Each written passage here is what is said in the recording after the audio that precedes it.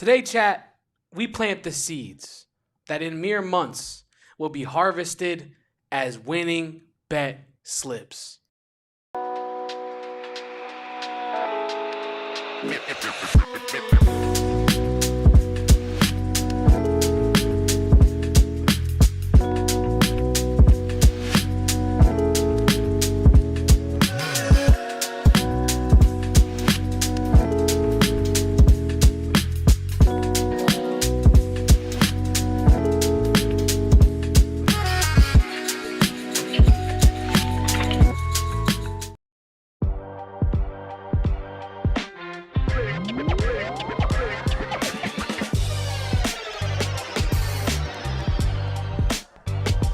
Welcome on in, guys. Live from Studio K, presented by our friends at Circle K. It is the AZ Wildcats podcast. I'm Damon Fairall. That is my guy, Kevin Thomas, in the flesh. And we are going to talk our favorite bets going on in the Big 12 and the entire world of college football all day today. Kevin, I am juiced up. I'm excited. I'm singing Carrie Underwood Sunday Night Football songs off air because I'm so juiced up. I'm ready for some damn football. Damon is fired up about football, chat, and I am fired up about Damon being fired up because, as you know, I'm a basketball guy myself, but I kind of treat football as the first sign of basketball being back. So for me, football coming back is the first step to rejoining my true favorite love of watching hoop. And I feel like, college football, you and I were discussing it pre-show off air when we were doing our best bets in preparation for today's show. But there are tons of great matchups in week 0, week 1 of college football as we see it. And I can't wait to talk about some of those. We're also going to talk about the best bets for the Big 12 football season upcoming. And we're going to talk about the best bets for our Arizona Wildcats to see how we can make some money off of the Seth Dagey rejuvenation of the offense, the Brent Brennanification of the staff, if you will. So, yeah, I'm excited to talk about this today, Damon. Football is almost back, less than 2 weeks away. We're like 10 and a half days away, whatever you want to call it, to kick off, and I am very excited. Maybe I'm putting you a bit on the spot here, but we're talking about the Arizona-Hawaii matchup here off the top, Damon. Yeah. And you were kind of, I'll use the word weary of Hawaii earlier as you were doing some preview stuff. Can you kind of break down how you're feeling about Arizona's week 0 matchup with Hawaii? Yeah, I don't know if that was necessarily weary. I just more so was looking at their week 0 matchup. Hawaii notoriously plays week 0 matchups every year. Arizona was unfortunately a victim of that in the first Kevin Sumlin season when Khalil Tate was tackled, I believe, inside the 5-yard line. And ended the game when if he had reached the end zone, it would have been a W. Really, really unfortunate game. I believe Hawaii's quarterback threw 4 picks in that game, and Arizona still ended up losing to the Rainbow Warriors. But right now, Hawaii is favored over Stanford, and I guess that's where a little bit of apprehension came in, just because I was looking at that and saying Hawaii is a pretty legit football team. I mean, they're not a slouch, like easy win, and Arizona is favored by over 2 touchdowns right now, or not over 2 touchdowns, 2 touchdowns exactly, 13.5 points. So, you would expect hopefully a kind of a handily win, right? Like you want to see the boys go out there and kind of leave it no doubt. And I'm not even saying that they have to cover, but maybe Hawaii backdoor covers, you're in control of the game. That's what you need to see, right? Like maybe you're up 17, Hawaii scores late, but you're making them run the clock and they don't have any timeouts left. You get the ball back, you get 1 first down, you kneel it out, you win the game. So that's kind of what I'm envisioning, but I just think that you have to take Hawaii seriously. Their over-under is 5.5, just like Arizona. They are projected to be a bowl team this year. Their over is the favorite on that line. And so, yeah, I mean, I'm not necessarily saying I'm scared Arizona's going to lose that game, but I do think that, it is a game that Arizona could lose potentially, depending on what they look like, because I think last year's Arizona team is very much in a game with Hawaii. And they beat New Mexico. I will say they beat New Mexico, a very good New Mexico team last year. A New Mexico team that had Devin Dampier at quarterback, who's now Utah's quarterback and has high aspirations in the Big 12. They had, of course, Luke Wysong, Eli Sanders. They had who Arizona Chandler product. They had Luke Wysong. I mean, they had a good offense, Brennan Marion was there, or no, he was at UNLV. Sorry, but they had a good coach in place and everything. So I think that and that game wasn't super close, right? Like, but it was closer than you wanted to see, right? Because I remember specifically my first thought watching the New Mexico Arizona game last year was, at least we have Noah Fafita and Tedero McMillan, because those guys are floor raisers for this team. I ended up being kind of wrong, but I was like, we're going to win 6 games with those guys. They'll carry us. But this defense looks rough. And I think, we could be in for maybe a similar thing against Hawaii, not necessarily on the defensive side of the football, but just saying, like, maybe it is a little bit closer than we want it to look, if you have the aspirations that you have as a team that is hopefully going to make a bowl game this season. Yeah, and in terms of, when I used the word weary, I wasn't saying that you thought that Arizona was supposed to, all of a sudden, maybe they lose this game or whatnot, but that's not what you were saying. I was more so saying that when I was like, yeah, they're going to, if Arizona has made the improvements truly that we think that they have, they should come out and smash Hawaii. And you were kind of just more so being like, hey, maybe you don't get out over your skis on this one because Arizona's not really in a place to where we can look at this team and be like, well, they should smash anybody in the country right now. They have 100%. They have a lot to prove. And I think that's kind of more so where I agree with you in terms of, I don't think that, I'll make it a little more clear. I don't think that Hawaii should be able to put any fear in our hearts if we made the improvements that Arizona has seemingly made in the offseason. But coming off of last year, coming off of the disappointment that was last year, the pressure that Brent Brennan must feel as a head coach coming into this season, you cannot afford to take any teams lightly coming into any games, and you must go out there and try to put your best foot forward in every game that you have, and that's honestly why I think Arizona is going to cover that game in Hawaii, and we can get into that in our best bets here in a little bit. But yeah, I think that in terms of approaching this Arizona season from a betting perspective, I think this is hindsight 2020, right? But I almost feel like I'm more confident betting on an Arizona team, good or bad, this upcoming year than I was last year, because I think that the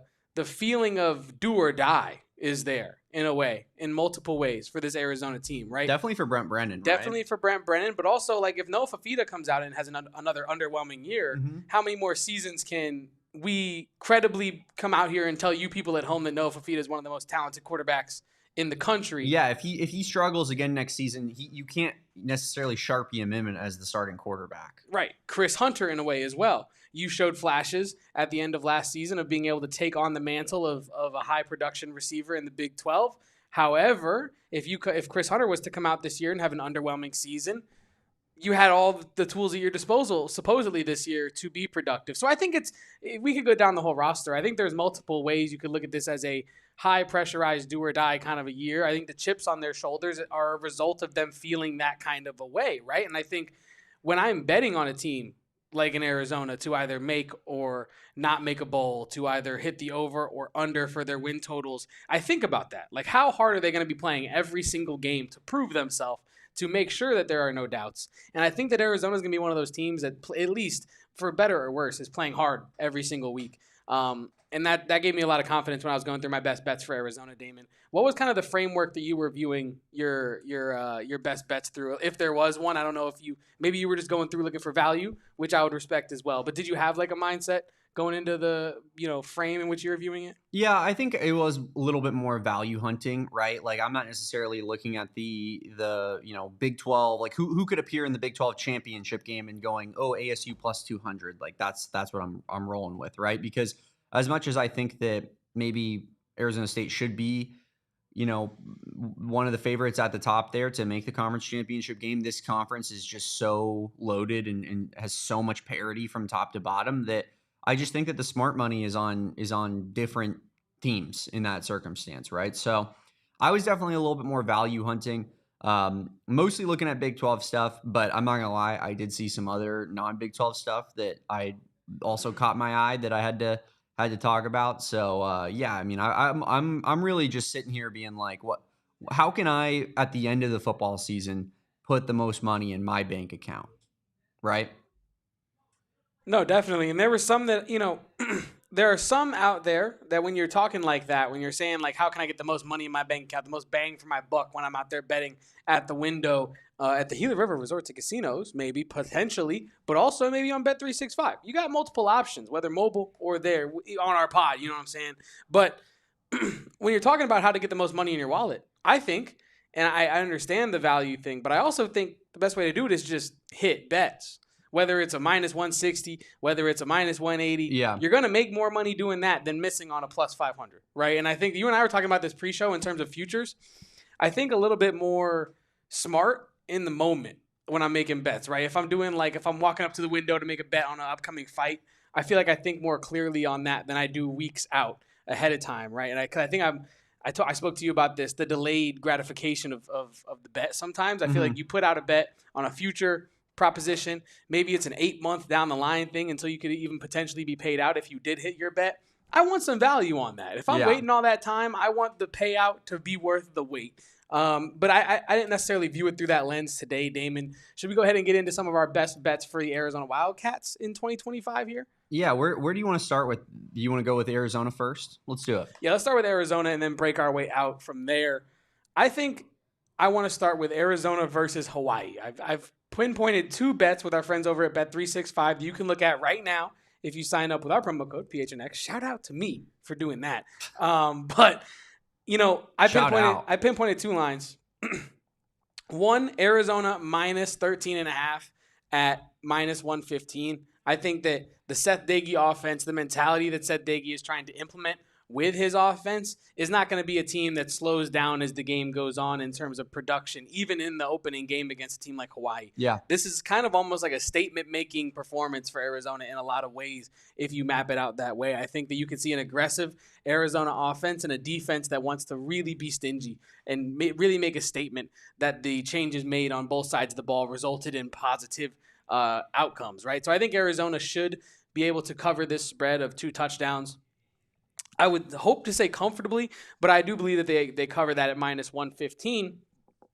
And if you even feel more confident than I do, you could look at my second bet that I have for Arizona versus Hawaii of Arizona double chance. So Arizona first half money line plus Arizona second half money line at minus 210 as well. So not a ton of value there, but I think those are 2 bets that you're going to hit, in my opinion. I'll probably be on those come kickoff time and such myself. So I think that while maybe not the biggest value, it is week 1, and you are supposed to be a large favorite in these kind of situations. Yeah. So I think getting the spread at 2 touchdowns, minus 115, and if you're not a spread better and you want to do money line, first half, second half money line pretty much cuts it in half at minus, or their money line total cuts that in half at minus 210. So I think those are the 2 I identified for Arizona versus Hawaii. Were there any for that matchup that you were looking into?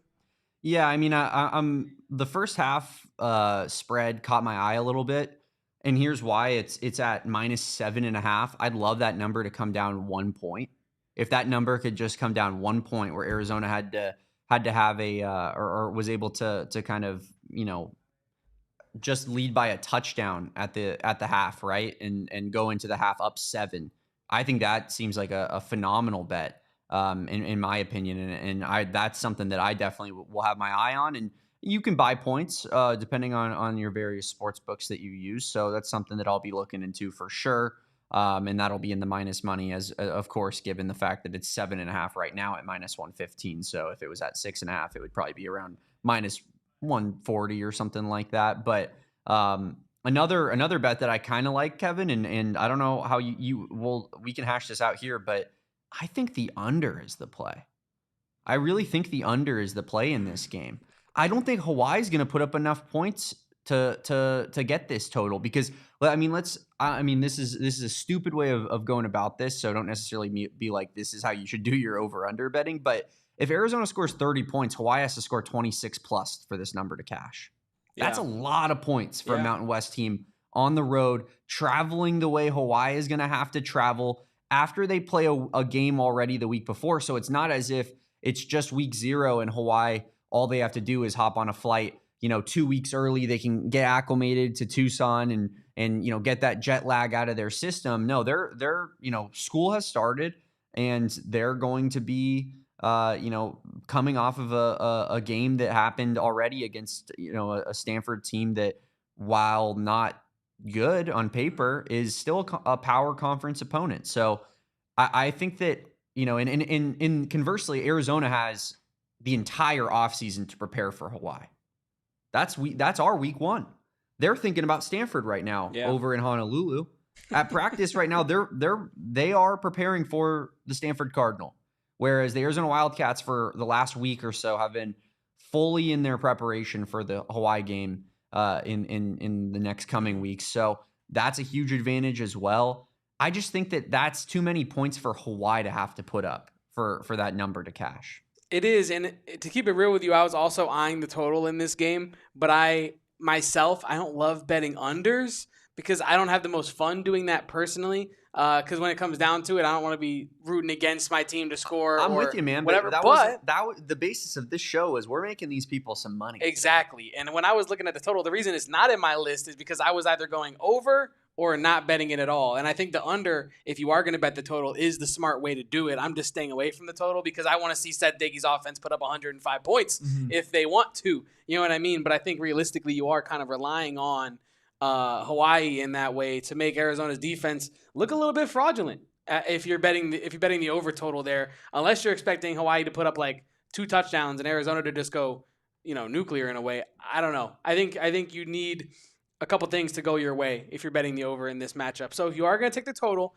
I would side with Damon and go the under. But if you don't want to bet the under like me, I would just stay away from the total completely. But I'm glad you brought that up because I was eyeing that one earlier.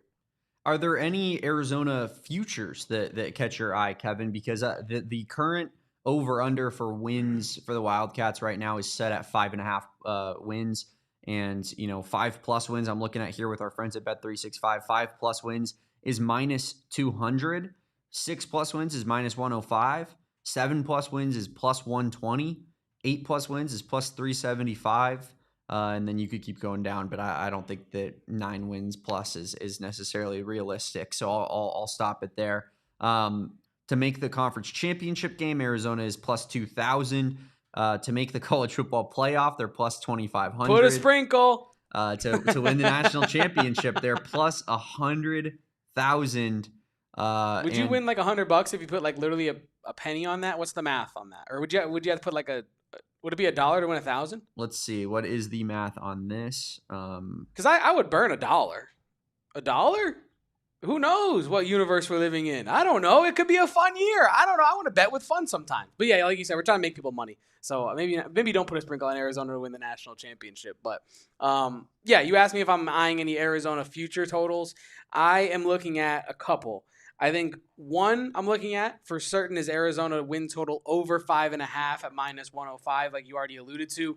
I am going to bet on this team to go bowling this year. I do think that it has the talent, and now it has the coaching to make that over 5.5 a reality. I think Danny Gonzalez said, I was seeing on Twitter literally today or maybe yesterday, that they admit they just simply didn't do a good job coaching last year's team. And I think that this year, the coaching and the staff building was a true point of emphasis, and I think you'll see that in the win total. I think the talent is there. You have a top-flight quarterback in Noah Fafita, and that should be more than enough to get you over the 6-win mark and cash that -105 ticket. But my best bet on the Arizona Wildcats win total in 2025 will be coming to you right after this ad break on the AZ Wildcats podcast. Wow. Drink your water, leave a like, don't go anywhere. What a tease. That was great. But if you want some merch, Rally House is a great spot to go get it. Anytime I'm visiting a new city, I love to try to cop some sports merch. It's a nice little way of sports tourism is a real thing. Bringing back memories home with you. For me, Rally House is the way I do that. Anytime I go home to St. Louis, I'm stopping by a Rally House, seeing what kind of new St. Louis Blues stuff they got in the pocket for me. I got coasters there last time that I brought all the way back to Arizona with me. But if you don't give a damn about St. Louis Blues stuff and you want the best Arizona merch, Rally House is the go-to spot for all your favorite local Arizona team gear with tens of thousands of products to shop from. They have locations in Tempe, Mesa, and Glendale. So check out Rally House for all your game day needs: hats, jerseys, drinkware, signage, coolers, socks, stuff for your dog. My dog got a St. Louis Blues collar that he rocks every day with the utmost swag from our friends over at Rally House. So find your local Rally House location and shop their entire product assortment online at www.rallyhouse.com today. unbelievable new sponsorship that we got going on. And if you guys want the ultimate merch, I mean, they have all types of stuff going on over there. They got hats like this with the cactus logo. We're going to talk about the cactus logo later in the show, but I got to talk to you guys about Phoenix Raceway. Everybody, if you have not been to Phoenix Raceway yet, I'm telling you, it is a sporting experience that is so unlike anything else you've done. I mean, we know in Phoenix that we have, and in the state of Arizona, we have, such a great sports culture, right? So when it comes to Super Bowls and Final Fours and the waste management tournament every year, there's all types of crazy events going on year round. And this is no different than that. Phoenix Raceway is so unique, and it's such a staple of the Valley. But the problem is, Kevin, is Phoenix Raceway is no longer going to be hosting the NASCAR Championship Series after this season. It's going to start being on a rotating swing of things. This is your last chance to catch the Championship Series weekend in the great state of Arizona. Please go do so. It's set in the beautiful foothills of the Estrella Mountains. It's such a great backdrop, and it is such a fun time out there as well. We had a great time when we went out to Phoenix Raceway just last year. Great vibes. Type of place where you walk up to a random person and you say, hey, let's shotgun a beer together. And they say, I'm game. I'm telling you, that is the type of vibe out there. We quite literally did that. It is so much fun. Tickets, hospitality, and upgrades are still available. Get yours now at the link in our show notes. Tickets sell out every year, guys. Make sure you guys go check out the link in the show notes now to buy yours. I will say, Damon, in the new studio, one of the new things that I'm learning is I can have both cans on.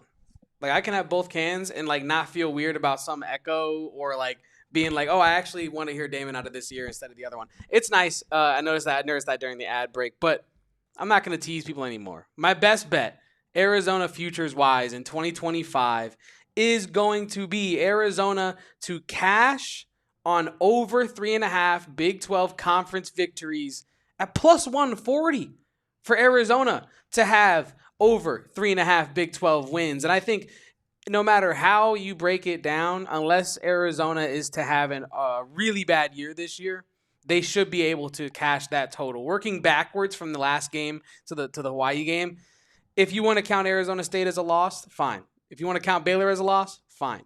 But I think there's a stretch from Iowa State to Baylor where they could arguably win all 5 of those contests. BYU at home, at Houston, at Colorado, versus Kansas, at Cincinnati. That is 5 games. And then that's not even counting the Oklahoma State game. So that is now 6 games in between Iowa State and Baylor that Arizona has a real chance to win. And if they can win 4 of them, they cash this 140 ticket for you. And so I feel like this is the best bet across the board for all Arizona futures. Arizona over 3.5 conference wins at plus 140. Lock it in now.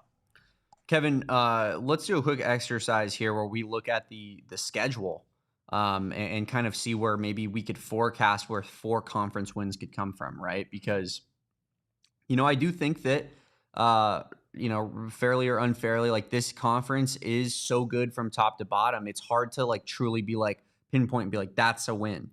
Yeah. But there are certain games where we're going to look at the schedule here and you're going to say to yourself, you almost need to win that game if you want to hit that number, right? Yeah. So pulling up the schedule here, and I don't know, do we have any sort of graphic that we could pull up on that end, Kevin? For the schedule, I do not, but I will outline the games real quick verbally that I think, because like you said, there aren't games that you look at and you think that is a certified win. But when I said that there are games that you think that Arizona has a real chance to win, it's kind of those 50-50 coin flip situations where any given Saturday a team could take that victory. There are a lot of teams like that, a lot of games like that in the Big 12 this year, to your point, right, Damon? But no, I don't have a graphic on the schedule at this time. Okay.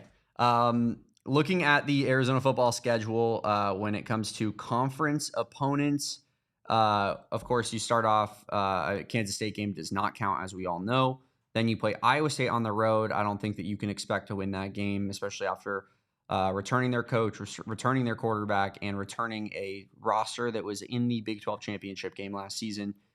Interesting that they've almost escaped the hype, because I've been told that that's all of the reasons why another school is going to win it all this season is because they have their coach returning, they have their quarterback returning, and they made the Big 12 championship game. Yeah, one position that's sneaking out of there is the wide receiver core, and I think one reason that Iowa State isn't getting that hype is they lost multiple 1,000-yard receivers. Jalen Noel and Jaden Higgins are both really, really good college wide receivers for sure. Then you play Oklahoma State at home. That's got to be a win. Oklahoma State's over-under win total is 4.5, extremely low, probably the lowest of the Mike Gundy era if you were to fully fledge that out. And yeah, I think that that's got to be one of those 4 wins there if you're going to hit that over-under. The BYU game becomes so important, and we can kind of put that one off to the side for a second because I think that there's a chance that when we go through this exercise, we go back to the BYU game and say to ourselves, that might be one you have to win. You, of course, have Houston, who is expected to be better this year. We are not the biggest Connor Weidman fans in the world, Kevin. Connor Wackman, am I right? Hell yeah, dude. Hilarious. But he hasn't done anything at Texas A&M, despite all the hype. I believe in Willie Fritz, as do it seemingly most of the people in the kind of the national college football landscape. It feels like, the Bruce Feldmans of the world and a friend of the program and the kind of the national writers, they seemingly really, really like Willie Fritz and the way that program is running, but it's probably the year before the year for Houston. So that's another game that I think becomes integral to win if you want to reach this total. And, especially after last season when Houston was really the only team Arizona looked decent against in the latter part of the season. Yeah. Arizona lost 7 of its final 8 games last season. And Houston was that one win, and they dominated that game. I was there in person at that game. Maybe that was the problem. Maybe I just need to be in person at more football games. But the energy was palpable in that stadium with, the 20,000 strong in Arizona Stadium that were watching that game. And I say that a little bit in jest, but it actually was. Like, the defense was flying around. They were celebrating plays. All the coaches were on the field. Brennan was fired up. Like, a part of me was genuinely like, okay, all right, I could, given how this season is gone, the fact that the people are so, amped up, the players are so amped up, to me, that at least, spells decent for, kind of the coaching staff that was in place at the time and just the future of the program. But then you play Colorado on the road, another winnable game. Colorado's over-under win total is set right at Arizona's at 5.5. Kansas at home, that's going to be a difficult one, I think. I believe in Lance Leopold. I know that they had a rough season last season, but I think that they really just lost every game at the start of last season, and then they finished very strong. I think they're more the second half team that they were than the first half team that they were last season. So I think that's a tough one to win. Cincinnati, another one, Kevin, that becomes an extremely, extremely integral game when talking about this, because Arizona finishes out the season with Baylor and ASU, 2 teams that I know that me and you are and I don't want to say we're high on ASU because I think that we're lower on them than maybe the consensus is, but high on them in the context of they're going to be those are 2 of the better teams in the conference on paper going into the season. And so you might have to get your bowl eligibility done before you play those games, because you can't expect to go into the Baylor game and into the Arizona State game and think that Arizona is going to get the job done, because they're just not as talented as those teams. So if they don't have their bowl eligibility by the time you play Baylor, I am terrified. I'm sitting here, and if it's going to be 4 wins, I almost think it has to be Oklahoma State, BYU, Houston, Cincinnati. And I know that that's not necessarily how college football works. And of course, there's probably going to be an upset that we have here or there. We're probably going to lose one, if not multiple, of those games I just mentioned. But on paper, to me, those are the 4 games that Arizona has to really take advantage of if they're going to reach that 4+ conference game total. For me, I think the 4 games are, I agree with you on Oklahoma State. I think it also is Houston. I think it is Cincinnati. And I think it is Colorado as the 4 games that you really should be keying in on. And I think the reason I don't have BYU in there is because there's still a question mark with BYU. We really have no idea what kind of BYU is going to show up this season. If you are, what do you think of Bear Bachmeier? I mean, I know we haven't really seen him play, but do you have any opinions on him going in? He's a true freshman quarterback who was named the starter at BYU earlier this week. He wears the number 47, Kevin. Yeah. At QB. Yeah. I guess that's because he played fullback and middle linebacker in his high school days, and they moved him to quarterback. So he said he's keeping 47. Let's start there. He's keeping 47 because he says that he doesn't want to lose that fullback mentality while playing quarterback. Do you like it? Do you hate it? Is it the grossest thing you've ever seen? Let me know. Is it the grossest thing I've ever seen? Absolutely not. But it's up there. Is it like it's pretty clip farming? It's a clip farmy move to do that. Oh yeah. I just didn't want to lose that fullback mentality. Now make sure when I have my first rushing touchdown on the goal line this year, clip that and put it in front of it with some dark, ominous music in the background, some lightning striking, and it's the Bachmeier story. I think he's going to be a really good quarterback in college. I just think that he's being thrust kind of into a difficult position here for BYU. I mean, I say that with knowing that they also have a really good team around him. Their defense and their skill position should be pretty strong. But at the same time, it's tough to put those expectations on a true freshman quarterback. A guy who he was enrolled at Stanford. That will now be his second game of the season is playing against Stanford, who he transferred from kind of in a DeMond Williams way, where he ended up going there and early enrolling for the spring semester to be there for spring ball, and then left and transferred during that first semester at school. So we're going to find out. I mean, DeMond Williams looked decent last year in a kind of a similar circumstance, but I've heard some Bear Bachmeier comparisons to Cam Rising. That's kind of his archetype of player that he's going to be, like a really big bodied kind of quarterback who's going to tuck it and run a decent amount. It's going to be interesting. That's going to be a huge wild card, I think, in the Big 12 this entire season, right? Is how good is Bear Bachmeier and how good, convert out of that is BYU, right? Yeah, no, it's a really good point. And I was over here trying to find this stat because I really didn't want to get it wrong. Because it's not the type of thing I want to get wrong. But I was going through Instagram last night and I did see a fact about Bear Bachmeier that I thought was really cool, just a tangential thing. But I think him and his brother are going to be the first Asian American quarterback wide receiver duo ever at college football, which is really cool. They're two Thai Americans. Just a quick little tangential side note, little historical thing for BYU. But yeah, you don't know what you're going to get with the Bear Bachmeier. You don't know what you're going to get with a player with his level of experience coming into he doesn't get have a full offseason of preparation for this starting role. Like it's going to be tough, and that's kind of why I don't want to myself be like Arizona has to win that game in order to be bowl eligible, or not bowl eligible, in order to smash the over 3.5 conference wins, because we don't know what if Bear Bachmeier's good. And all of a sudden, Kalani very well could be. All of a sudden, Kalani Sitake, who is a really good head coach, has this team humming halfway through the year, and you're walking into October 11th, and things are totally shifted, right, in the 4 or 5 weeks since you played Hawaii.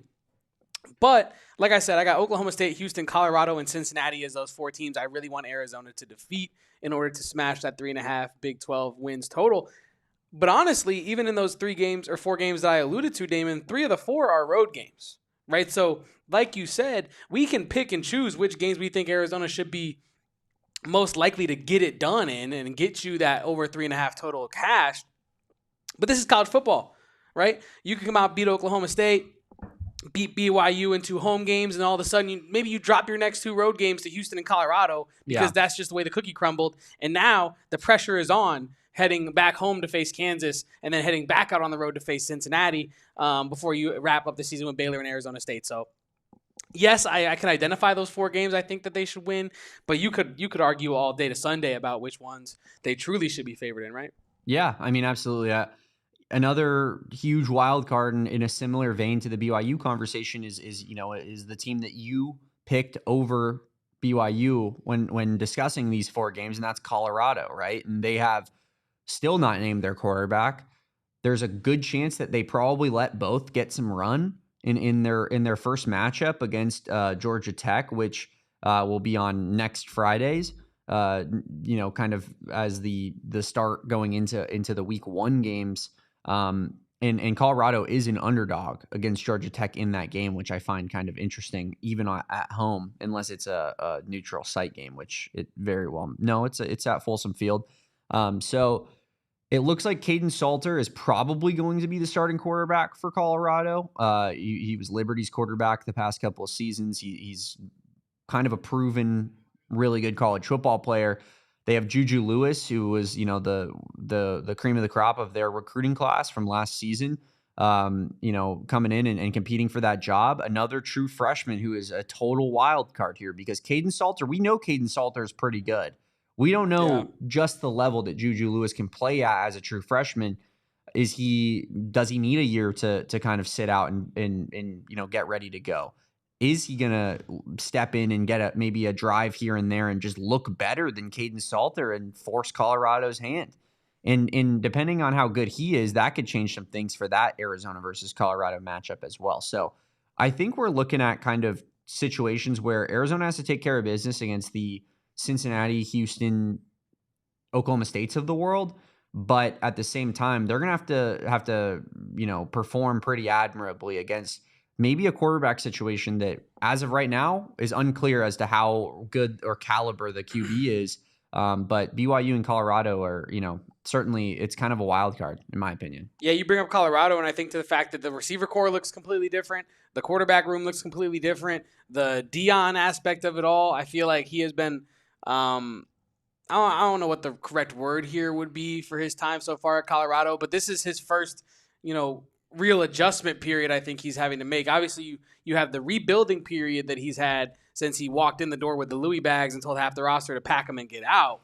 But I think that that's a little bit different of an adjustment than coming. That's still insane. I still can't believe that, man.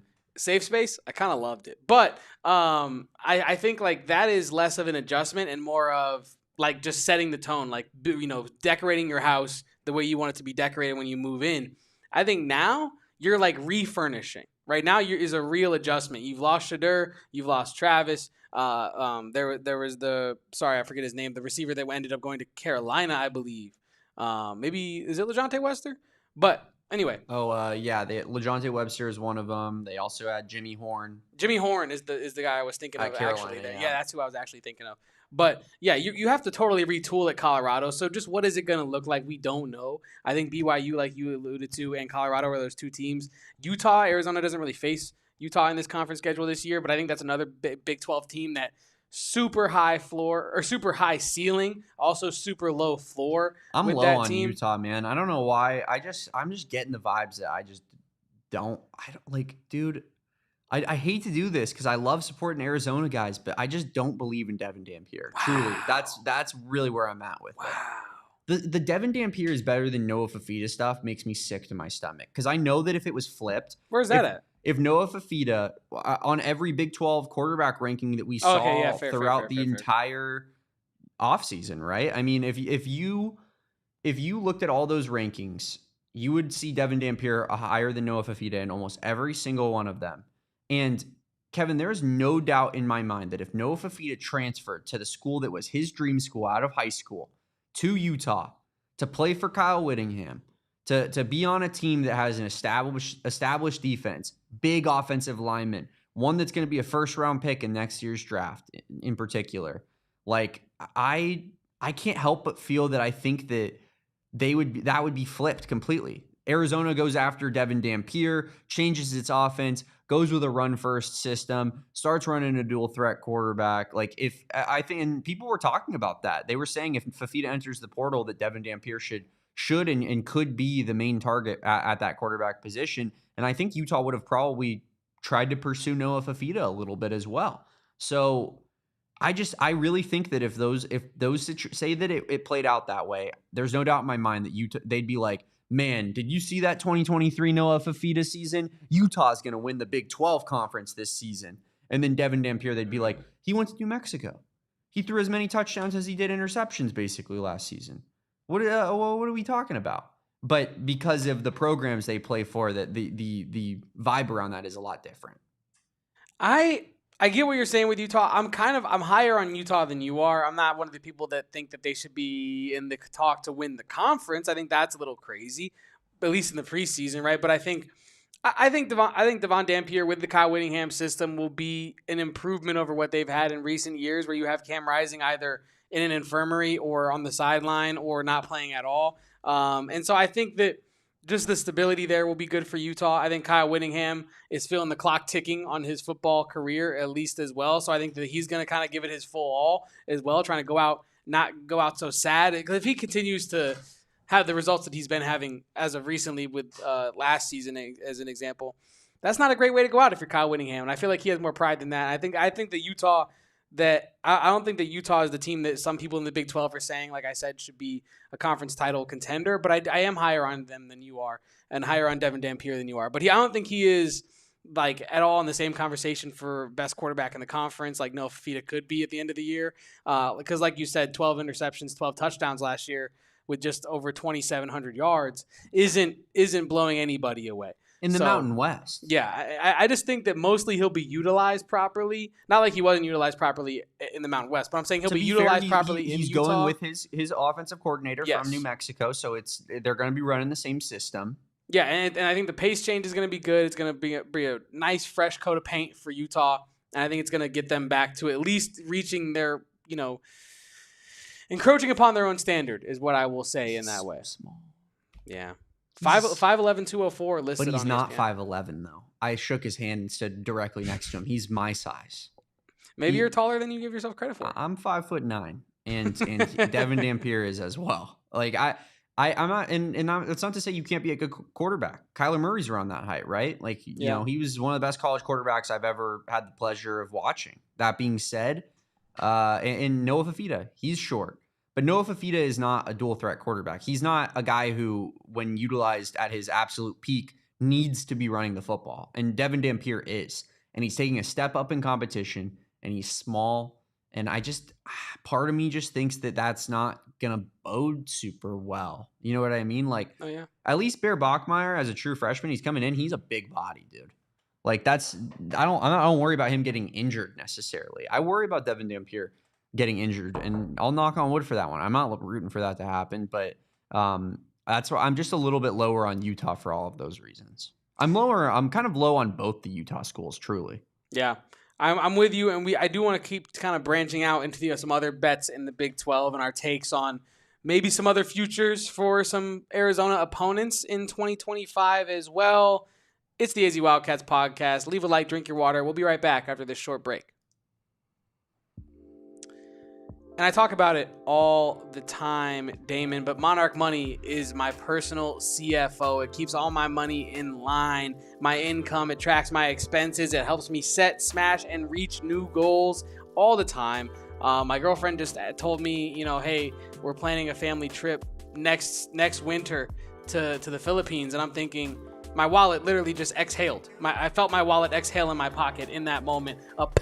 It couldn't take it anymore. But that's why Monarch Money is there for me, because it's going to help me set a goal for that trip, accomplish, save, and then I'm going to be stress-free when I go to the Philippines next winter. So check out Monarch Money. It's like your personal CFO. And if you don't believe me, believe, experts, because it was named the CNBC's top fintech companies in the world, and a passionate Reddit community of over 34,000 users that shape how the product is developed. So that listen right there. They're listening to you, the users, me, the users, Damon, the users. Don't let this financial opportunity slip through your fingertips. Use promo code PHNX at monarchmoney.com for half off your first year. That's 50% off your first year of money saving tools at monarchmoney.com. Monarch Money, definitely going to be something I'm going to have to hit up to try to start saving some money. And we save some money, Kevin, when we use 2 men in a truck to help us with our move, because there is no place that is a better bang for your buck when it comes to getting the job done, combined with paying the lowest price point possible. So when life moves forward, they'll be there and we'll be there, I guess I'll say, because you know what? I might just quit and start becoming a mover. I might start working for 2 men in the truck. Be one of the men in the truck? Dude, I saw there, I don't know if they have any availability since it's only two men, but when we were, getting our office move done, and 2 men in a truck showed up with actually 4 men in 2 trucks, and they got their job done as, fast and efficient as humanly possible. About 3 hours in, all of the major pieces of furniture were already in our brand new office space, and it was about as seamless of a process as you possibly could have hoped for. We love our friends over there at Two Men in a Truck. It's more than just a move. It's a chance at new possibilities. And they know what a fresh start and excitement feels like, right? That's how we feel in this brand new office. They were able to kind of help provide us that instead of, having us over the course of this week, Kevin, have to, start moving all the furniture, get it in all the right places. No, they handled that process for us. They made it where we just had to set up these studios and we were ready to rock when it comes to our brand new office. And we thank them so much for that. They also have storage space available. If you utilize their moving services, you can go ahead and put some of your stuff in storage for the time being.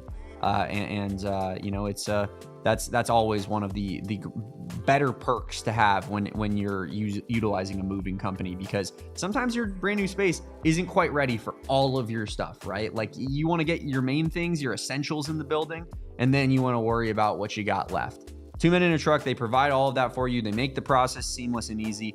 And for your next move, visit twomenscottsdale.com. Two Men in a Truck, the movers who care.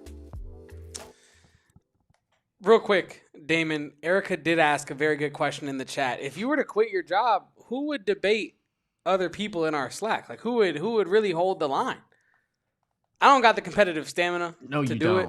I don't really. Erica it'd be a one man on 20, because we know how this office gets with their ASU love and their Sun Devil, disgusting. Yeah, it is gross and disgusting. And some of us have to spend an hour and a half researching every number from 0 to 99 in Arizona Wildcats history to ensure that we are respected on a future social graphic that will go out on PHNX Sports. And I think I did that. But I'm ready to go. I'm always ready to go to war. You are always ready to go to war. And especially with Anthony Totri. Smug son of I mean, he really is kind of smug, that one. But, Damon, let's wrap up our best bets on today's show before we get into our news and notes.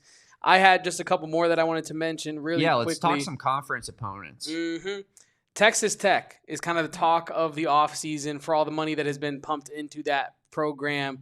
An unbelievable transfer window, historic transfer window for Texas Tech. Never before seen roster building this offseason. But will it result in a W? Will it result in at least 10 W's for Texas Tech, which is probably what all the fans are hoping. They do lose their USC transfer running back, who was the big get for them for, I believe, the whole season, right, with an ACL. He's gone for the season, and he was supposed to be their offensive star. Yeah, very, very unfortunate. And they have, with Joey McGuire, won 8, 7, and 8 games in 3 seasons. The last time Texas Tech won more than 8 games in a season was 2008. When they went 11-2, Graham Harrell was the quarterback, and they had Michael Crabtree out there catching passes. Who's mediocre? And they had Seth Dagey with a clipboard and a visor on the sideline, just like we do, damn it. Exactly. So maybe Arizona goes 11-2. But that's what I'm saying. That's exactly where my mind went. In terms of pure value, Damon, I think the best bet here is Texas Tech under 8.5 wins at plus 125. I think that's really good value. You have so many new faces in that room. And now someone watching this might be like, well, Kevin, you had Texas Tech in the number 1 slot in your preseason poll. And that's because they paid to get in the club. I'm not going to deny them access into the club. They paid me, the arbiter of my preseason poll. They paid. They paid to get into the club, and I'm going to let them get into the club. That's just what it is. If they didn't go out and put all that money into their program, they would probably be in the middle of this pack, right? The top middle of the pack, right? But they pay all that money to have this great team, and I'm going to reward them with the preseason nod. Now, whether it actually comes out in the real season, that is yet to be seen. As a betting man, I'm going to go with the under 8.5. Too many new faces, not enough continuity. Baron Morton is not exactly Graham Harrell, and I don't know. I'm not a big Baron Morton guy. Maybe he is the best quarterback we've ever seen. I don't think so. I think Texas Tech is more likely to go under 8.5 than to smash 9 or 10 wins out this season. And you're getting plus money on it, so that's always good as well. Yeah, I'm with you. I'm also, and I feel like I keep doing this, but I promise I'm going to give you some teams I'm higher on as well. But I'm a little bit low on Tech for this season, and it's a lot of what you outlined. Like they haven't won an outright conference title since 1955. Jeez. In the 4-game border conference season, they are kind of perennial joke artists. Like, is that crazy to say. I feel like they always have massive expectations. Maybe it's a little different this year because they've spent more money than any team in college football, and we know that they're backed by oil money. But which is funny because you called it a transfer window earlier, and it's like transfer window is like technically what the terminology for a soccer window. But it's kind of what it felt like, no? But in this case, it genuinely, like, they spent like $40 million on their team. It's like in FIFA when you advance through the transfer window and you get that email from the board and it's like, this has been a historic transfer window. There was $1,563 transferred here. And on top of that, like, massive transfer windows are oftentimes backed by oil money. Yeah.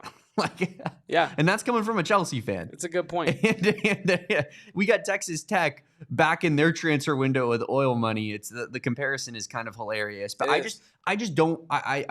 feel like they disappoint consistently. I don't remember the last time Texas Tech had huge expectations and they were just like some unreal team.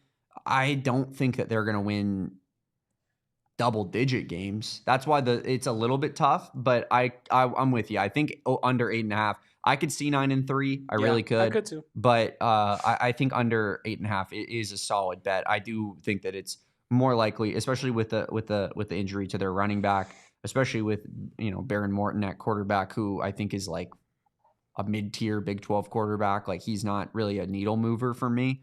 I think that people are a little bit too high on Texas Tech going into the season. Now, some teams that we're both a little bit higher on. Correct. Baylor being the first one, Kevin. Yeah, I am going to keep it sweet. I'm going over 7.5 wins for Baylor at -105. They won 8 games last year, so if you think Baylor is even going to be the same team they were last year, you should already be having this in your bet slip at -105 for over 7.5 wins. They won 8 last year, finished the regular season with 6 straight wins, obviously losing the bowl game there to end it, but you finished the regular season on 6 straight wins. Sawyer Robertson, potential breakout season on a more national level is in play here. I feel like I'm replaying a lot of Avery Johnson talk when I'm talking about Sawyer Robertson talk, but it's a bit different here. I think that Dave Aranda is going to have this team play a lot more consistent this year. I think Sawyer Robertson is going to improve, and I don't have to do too much math to have them get 8 wins again this year like they did last year. Yeah. I'm going to take Baylor over 7.5. I feel like that one's somewhat of a layup. Yeah, I agree with you. I think that number feels almost disrespectful, and I'll even take it a step further because I do have that over-under of 7.5 wins in there at -105 as you do as well, but I'm going to actually triple down on Baylor in this little Baylor section here. Question. Go. Why is it less than last year's win total? Do they know something we don't about Baylor? Isn't that on the money, last year's win total?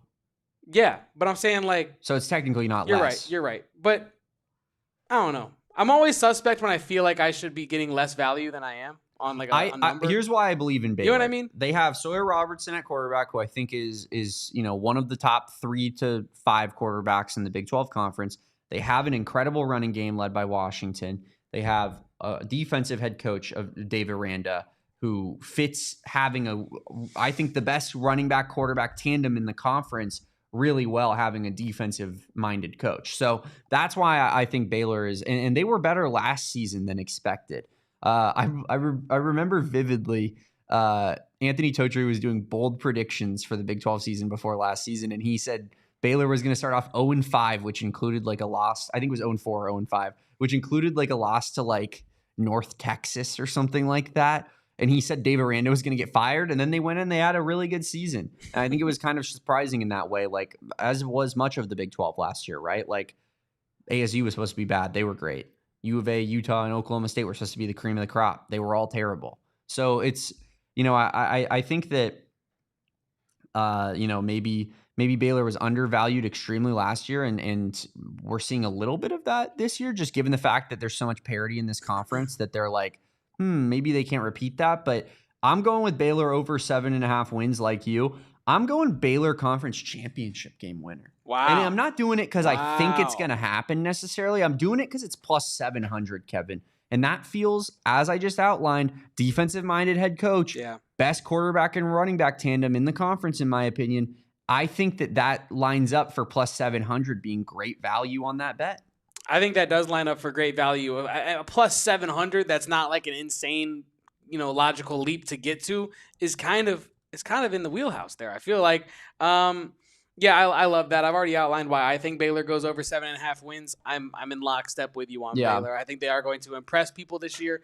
I don't really know about Big 12 Conference Championship game winners. That's a bit too rich for my blood, guessing who's going to be one of the final 2 teams, but nonetheless the final team. But I could see them certainly getting their way into that game. I don't think I'll be necessarily betting on it, though.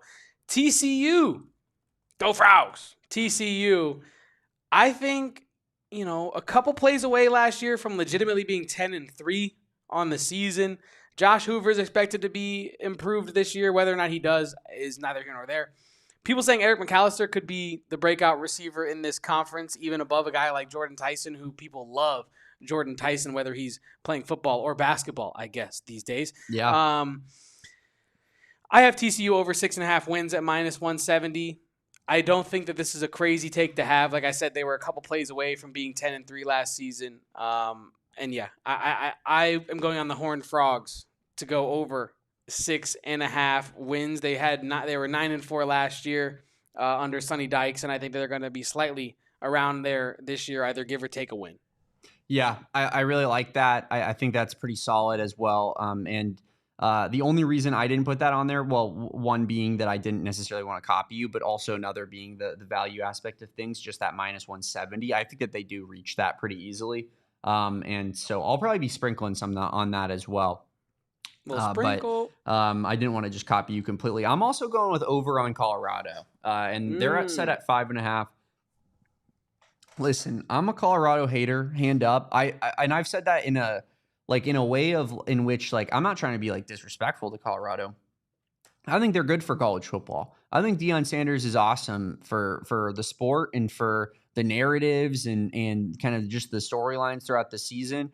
He's fun to root against for me. He's fun to hate. And so I love getting in on that. I also think that he's a pretty good coach, and I think that he definitely knows how to recruit.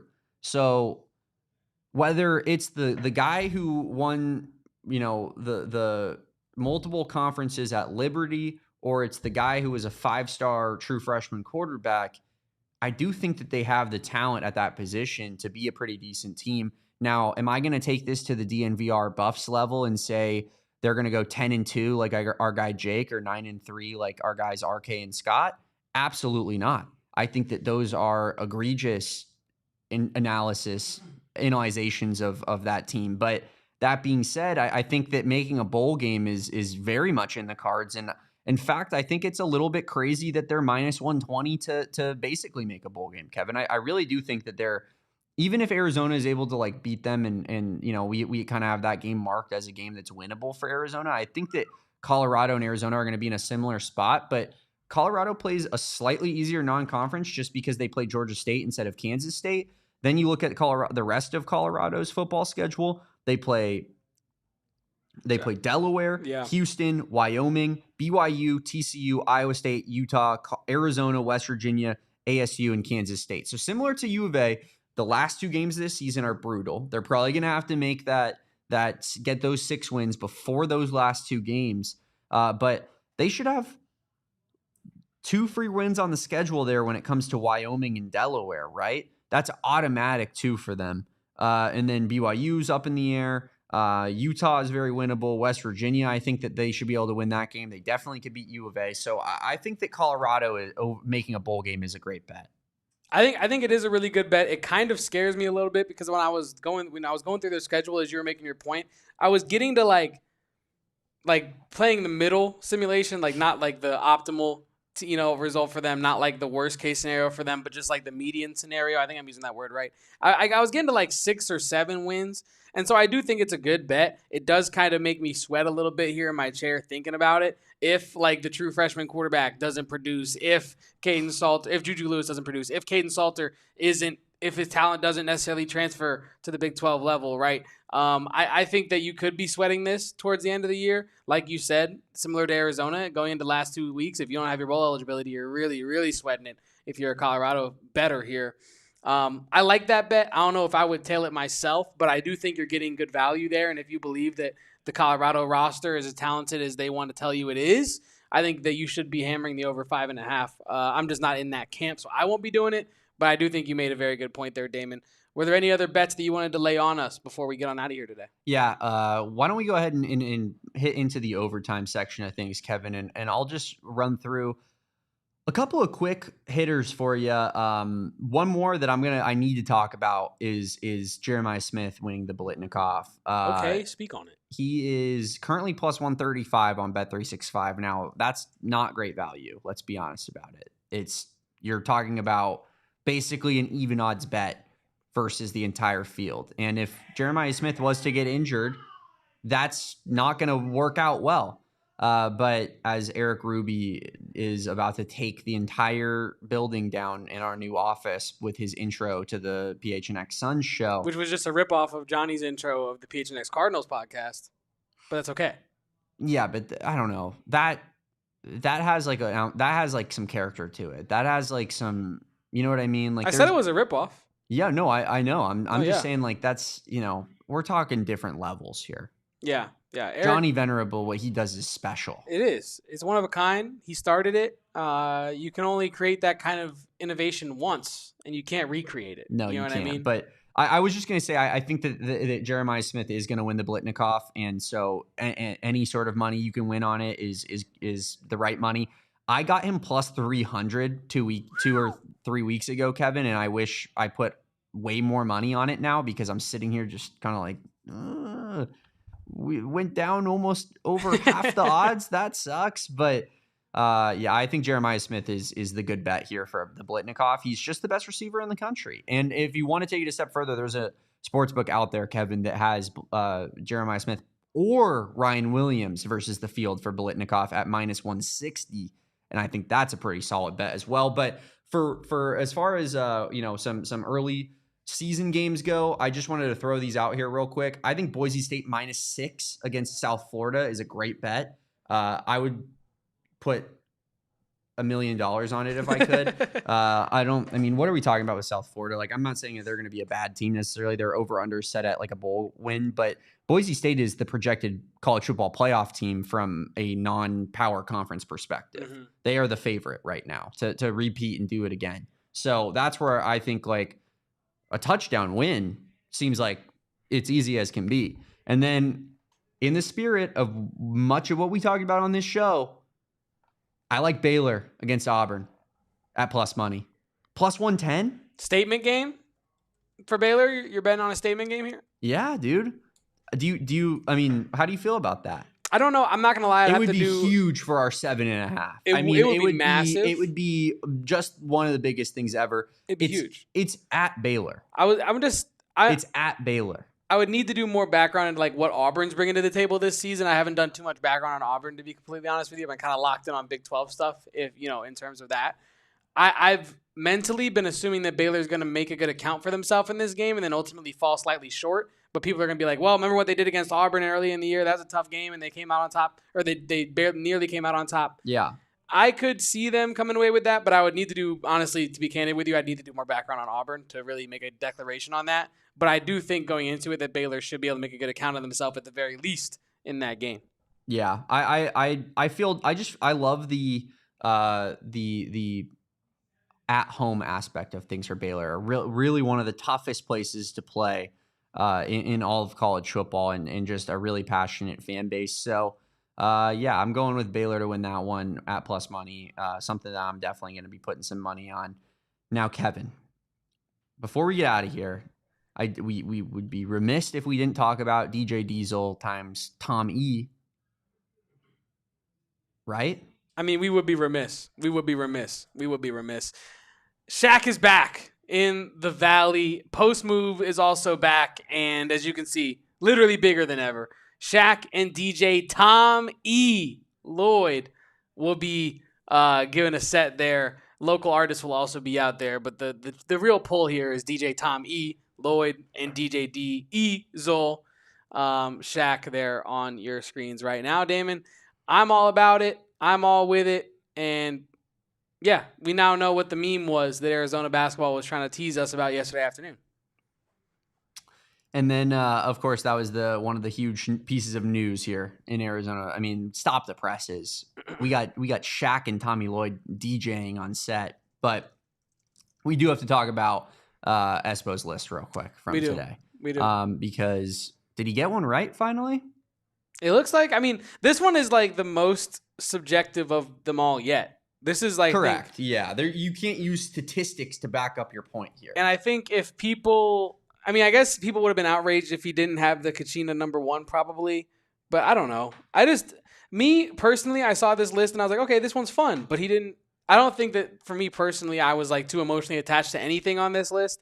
The Arizona logo is where it should be. I think the Suns logo maybe is a bit too high. It is. The Mercury logo is conspicuously missing completely from this graphic, but I think Espo did a good job with this one. So I think we can maybe put our torches and sharp objects down outside of Espo's house right now. What did you think about this list? I thought it was pretty solid. I mean, can I be real for a second? I don't think the Merc logo is good at all. I like it. No, I like sorry, it at least Erica. as like a bottom tier logo. I'm sorry, Erica. I know that's gonna piss some people off, but I think it's better than the secondary Suns logo that was in the bottom right of the list, in my opinion. We got 2 Suns logos on there. Yeah, I mean, but it's Espo. Okay, and that's his list, and I got Mercury logo on mine. Suns can only get 1 logo. Get 1 championship first, and then you can have 2 logos. How about that? If you wouldn't mind pulling the list back up one more time. I generally agree with it. I would go Kachina 1, 2. I would go Cactus logo also number 2 in that second spot. I would bump Sparky up. Whoa. To where the Suns logo is. I know this is an Arizona show, but I'm in the spirit of objectivity. I think it is genuinely a cool logo. I'm glad the Fork logo is nowhere near this list because that's one of the worst logos in sports. But the Sparky logo is cool. And I think that I think both the college logos should be in tier 2 there. Love that All-Star Weekend logo. The Firebirds logo is pretty sweet, although it's very old school and I like it. I just don't know if I would put it on the 3rd level there. I think the D-backs got screwed in all of this. I think the D-backs got screwed pretty bad. That would be my one biggest complaint is, that he has the old like inaugural season logo right there, which I love that snake logo. But at the same time, I think that the A is like one of the coolest logos in sports. The D-backs A with the snake skin on down the left side and the forked tongue like underneath the A. Like there's not really a logo like that you could really draw a direct comparison to.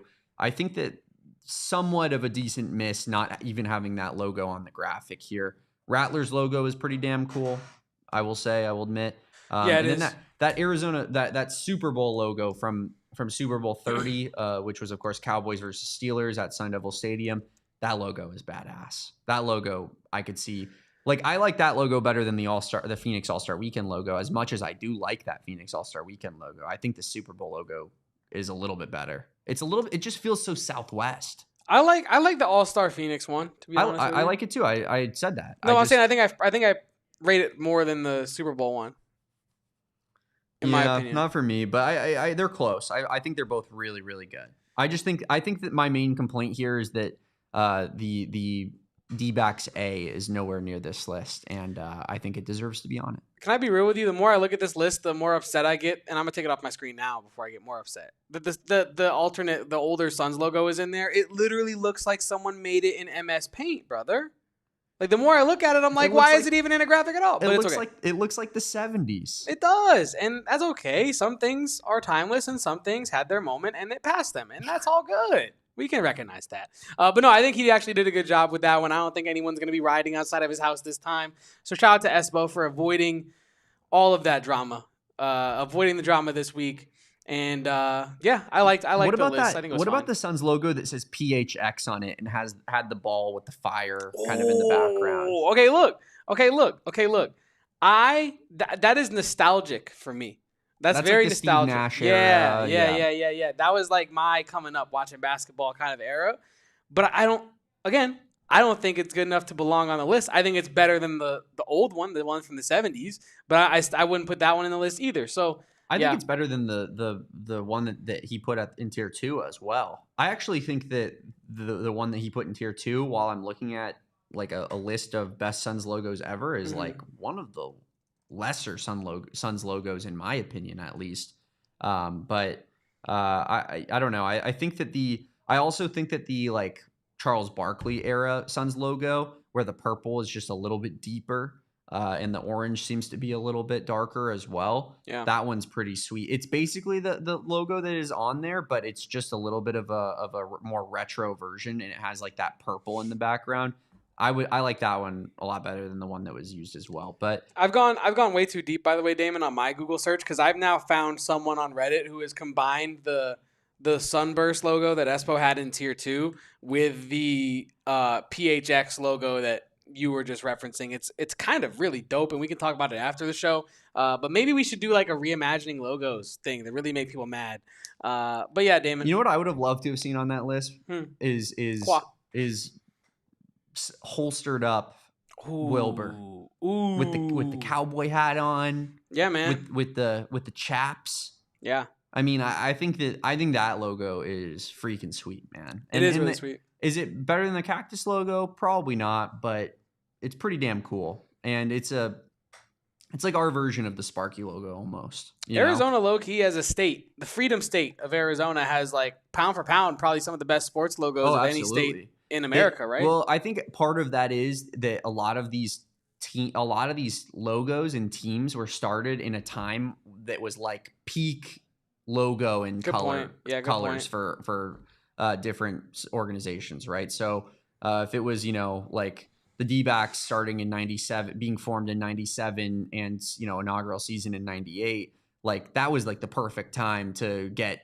jerseys and logos done, because those are like, that's like the peak time of that stuff going on. I mean, I think even you look at like the Cactus logo was really popularized in the 90s for sure. Same with that Wilbur logo I brought up. I definitely think that there's an aspect of that at play here, where it's like a lot of 90s stuff. The Kachina logo, another one that was a 90s thing, right? So we just need to get back to that era of logo design, because we've fallen off of an absolute cliff. I mean, look at the Commanders. Look at the freaking Guardians. Yeah. Like, it's embarrassing. It is. And then, unless you had any more thoughts on the logo thing, I had one more quick hitter before we got out of here for you. Tedero McMillan has been releasing these vlogs, Damon. His off-season volume, whatever. The last one that came out yesterday was off-season volume 7. Yeah. You can catch the full video on his YouTube channel. But my biggest thing is, to be quite candid with you, haven't caught every second of every vlog that he has dropped as of yet. But a big portion of these previews and the vlogs, Damon, is him hitting pads, letting them have it, right? And I'm thinking to myself, it is a great workout, but I need to know from T-Mac, are we doing like a celebrity boxing thing at some point? I need to see that. I need to see T-Mac. I need to see Tedero McMillan sparring Agent 89 Steve Smith. That's what I need. I need to see T-Mac loading up, absolutely letting him have it. And yeah, one thing I also noticed, he's not really moving his head. The guy's he's throwing punches and not moving his head. Here's where you're going to get knocked out, dude. I'll disagree with you. I don't want to see T-Mac sparring, because I would immediately go after whoever touched my sweet baby boy. How dare you? I'm on a one-way flight right now. But we should get him in the gym with Max Holloway, bro.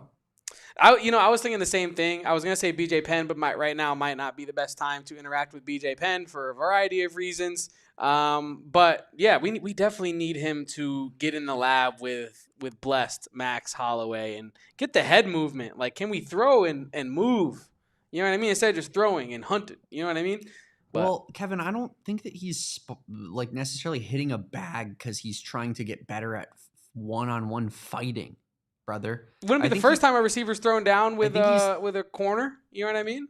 T-Mac isn't freaking Andre Johnson, brother. Did you see someone they made like a figurine, like a bobblehead, and we can end on this. Now we're way off topic. But someone brought a bobblehead of the fight. Like, they made like a cast, and they painted it all realistic of Andre Johnson punching the corner in the mouth. Cortland Finnegan, just punching him, and they had him sign the little bobblehead. It was pretty cool. But maybe that could be T-Mac one day if someone tries him. That's all I'm saying. No. You don't want T-Mac to be able to throw hands? I don't want T-Mac fighting on a football field, because that's not his personality. But he's not Andre Johnson. But I'll say it again. You try him, and he's got to be able to defend himself, and that's why I'm all about it. Kevin, and I think what we is should get this him weird on fantasy. This is insane. I think celebrity boxing is kind of getting dried up. It's kind of drying up. Jake Paul's fighting Gervonta Davis. I don't care about that. You know what I mean? But I would care. Is one of the worst things in sports. I would care about T-Mac scrapping it up with Steve Smith to get that retribution, and that's really all I want. That's really all I want. I really want Agent 89 to understand that it's not sweet to doubt Tedero McMillan. And that's all I had for you today. Kevin's going to continue to write fan fiction about Tedero McMillan's MMA future, and I guess the rest of us will just watch him play football and enjoy his special wide receiver talent. So, but that's, hey, MMA mentioned, drink. So we had to get it in before the show is over. That's going to do it for us on a Wednesday edition of the AZ Wildcats podcast. We're going to bring on our guy Justin Spears tomorrow to update you guys on all the news and notes surrounding Arizona football fall camp. Sounds like the coordinators talked earlier this morning. We'll get some stuff on Seth Dagey, Danny Gonzalez, and what they had to say to our guy Justin Spears. And we'll do that tomorrow at 2 p.m. So make sure that you guys are here for that. Leave a like on this video, please, and subscribe to the channel. We'll catch you next time on the AZ Wildcats podcast. You follow Kevin at KevoPost. That's KEVOPOSTS. You can follow Damon at Damon Dog. And you can follow us at PHNX_Wildcats. Appreciate everybody for being here. Love you guys. And as always, peace out. Bear down. And go Cats. Gamble responsibly. We all silly like the mayor.